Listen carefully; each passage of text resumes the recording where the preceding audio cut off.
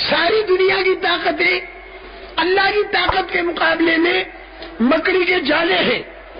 چاہے کتنی بڑی بڑی طاقتیں دنیا کی ہو، اللہ کی طاقت کے مقابلے میں یہ مکڑی کے جالے ہیں، اس کی کوئی حیثیت نہیں ہے.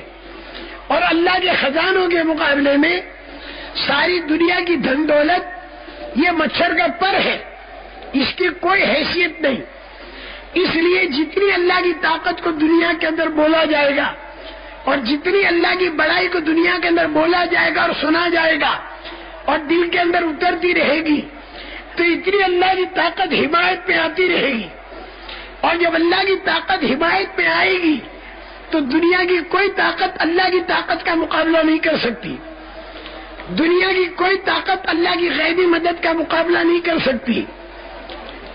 اور جو لوگ اللہ کی طاقت کی طرف دعوت دینے والے ہیں ان کے دلوں کے اندر آخرت کا فکر ہوگا، اور جو کام کریں گے وہ آخرت کے لیے کریں گے. ان کے دل و دماغ میں یہ بات بیٹھی ہوئی ہوگی کہ اللہ نے اپنی قدرت کا مظاہرہ کیا اور اپنے خزانے کا مظاہرہ کیا کہ ایک گٹھلی سے اتنے بڑے بڑے درخت تیار کر دیے لاکھوں کروڑوں، اور منی کے 2 قطروں سے اتنا بڑا انسان تیار کر دیا اللہ نے. اسی طرح اللہ پاک ایسا قادر مطلق ہے کہ دنیا کے اندر جو نیک عمل آدمی کرے گا تو اس کے نیک عمل کو اللہ تعالیٰ جنت کی نعمتوں کی شکل میں لے لیں گے. اور انسان جو برا عمل کرے گا تو قیامت کے دن یہ برا عمل اس کا جہنم کی ہتکڑیوں بیڑیوں اور جہنم کے عذاب کی شکل میں آ جائے گی. اب پوری تفصیل قرآن پاک نے جنت اور جہنم کی کر دی. اور انسان دنیا کے اندر جو بھلا یا برا عمل کرتا ہے تو گویا وہ جنت کی نعمتیں تیار کر رہا ہے یا جہنم کے عذاب کو اپنے لیے تیار کر رہا ہے. سبحان اللہ والحمدللہ ولا الہ الا اللہ جب آدمی اسے پڑھتا ہے تو جنت میں درخت تیار ہوتے ہیں. اور اسی طرح جب آدمی زکوٰۃ کو روک دیتا ہے اور زکوٰۃ کو ادا نہیں کرتا تو پھر جہنم کے اندر ایک اژدہا تیار ہوتا ہے جو اسے ڈسے گا اور جہنم کے اندر سونے چاندی کے پترے بنا کر اسے داغا جائے گا.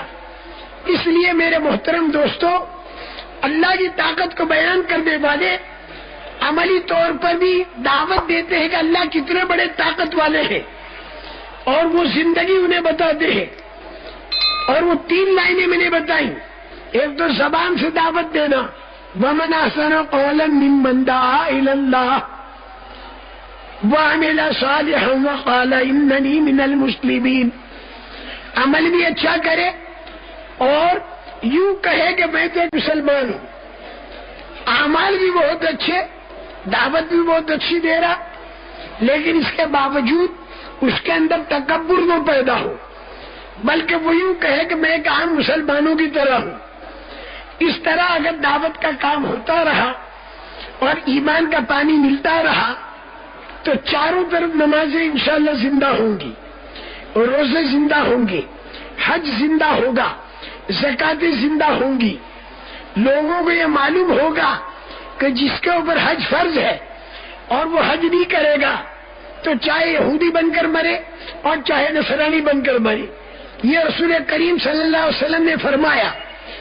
اور اسی طرح زکوٰۃ کا مال جب دوسرے مال کے اندر مل جاتا ہے تو بغیر زکوٰۃ کے مال کے اوپر بھی یہ مال وبال لاتا ہے.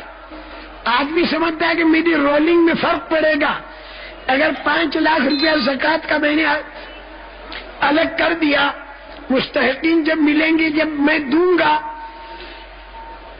یہ الگ کروں گا تو میری رولنگ میں فرق پڑے گا. بھائی تیری رولنگ کو ہم کچھ نہیں جانتے.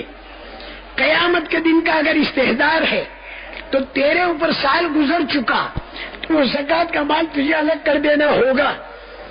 اگر نہیں کرے گا تو دوسرے مال پر بھی وبال لاتا ہے اور آخرت کے اندر بھی بڑی مصیبت برپا کرے گا.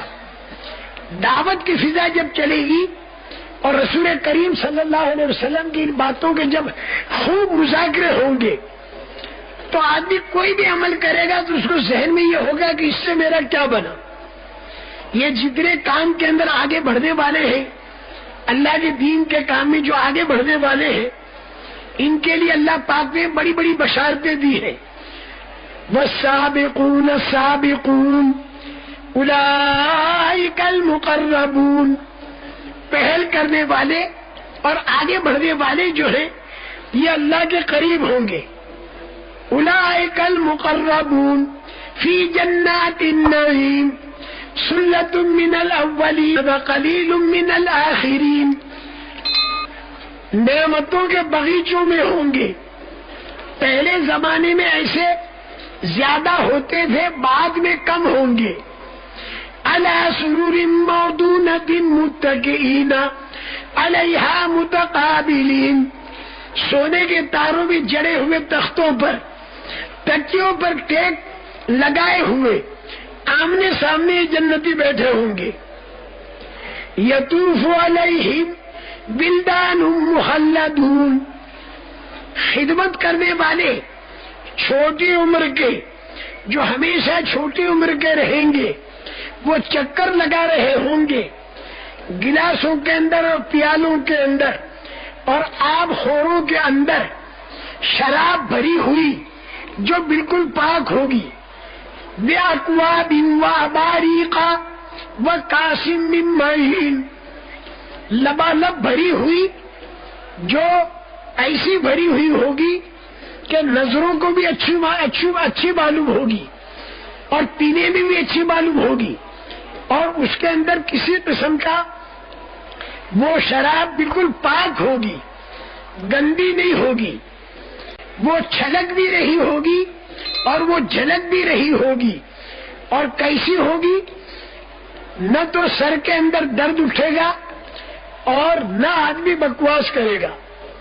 یطوف علیہم بلدان مخلدون بأکواب واباریق وکأس من معین لا یصدعون عنہا ولا ینزفون، نہ تو سر کے اندر چکر آ دیں گے اور نہ آدمی بکواس کرے گا۔ ایسی تو ان کو ملے گی پینے کی چیزیں اور کھانے کے لیے وفاکہۃ مما یتخیرون ولحم طیر مما یشتہون، جو ان سے پرندے کے جو گوشت کو چاہے پسند کر لے اور جو ان سے میوے کو چاہے تو اختیار کر لے، تو کھانا بھی ملے گا، پینا بھی ملے گا، ہمیشہ ملے گا، اس کی قسمیں بدل بدل کر ملے گا، قسم اعلیٰ سے اعلیٰ ہوتی جائے گی اور اس کی مقدار بھی بڑھتی چلی جائے گی۔ بیوی کی ضرورت تو وہ بھی اللہ پاک پوری فرمائیں گے۔ وَحُورٌ عِینٌ کَأَمْثَالِ اللُّؤْلُؤِ الْمَكْنُونِ، نہایت خوبصورت بیویاں جیسے چھپے ہوئے موتی۔ میرے محترم دوستو، یہ سارا اللہ کہیں پر دے گا؟ جزاء بما كانوا يعملون، وہ آنکھ اور کان، زبان، ہاتھ اور پیر سے جو دنیا کے اندر اچھے عمل تیار کیے تھے، یہ اس کا بدلہ ہوگا۔ جو کچھ آدمی دنیا کے اندر اچھا عمل کرے گا وہ وہاں پر حوروں کی شکلوں میں، غلمان کی شکلوں میں، باغات کی شکلوں میں اور اعلیٰ سے اعلیٰ قسم کی جنتیں جب آدمی حاصل کرے گا، تو ایک جنت اللہ نے ایسی بنائی کہ جس کے 500 دروازے اور ہر دروازے کے اوپر 5,000 حوریں، 5,000 کو 500 سے اگر ضرب دے دو تو 25 لاکھ حوروں والی جنت اللہ پاک نے تیار فرمائی۔ حضرت عمر رضی اللہ تعالیٰ عنہ فرماتے ہیں کہ یہ جنت کس کی، یہ جنت کس کی؟ فرمائی یہ جنت رسول کریم صلی اللہ علیہ وسلم کی قبر مبارک کی طرف اشارہ کر کے یوں کہا کہ ہنی اللہ کا یا صاحب القبر، یہ جنت نبیوں کو ملے گی، اس کے بعد صدیقین کو ملے گی، پھر حضرت صدیق کی قبر کی طرف اشارہ کر کے کہا ہنی اللہ کا یا صاحب القبر، اور اس کے بعد فرمایا یا شہید کو ملے گی کہ جس نے اللہ کے نام پر اپنی جان دے دی ہو۔ حضرت عمر بھی یوں کہا انا لک شہادت یا عمر، اے عمر بھلا تجھے شہادت کہاں؟ مدینہ منورہ میں سب کا محبوب بن کے تو رہے اور تجھے شہادت ملے، انا لک شہادت یا عمر۔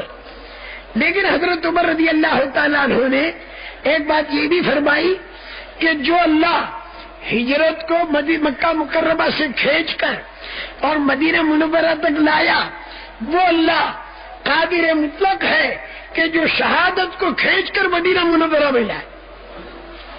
چنانچہ حضرت عمر رضی اللہ تعالیٰ کو مدینہ منورہ کی شہادت ملی۔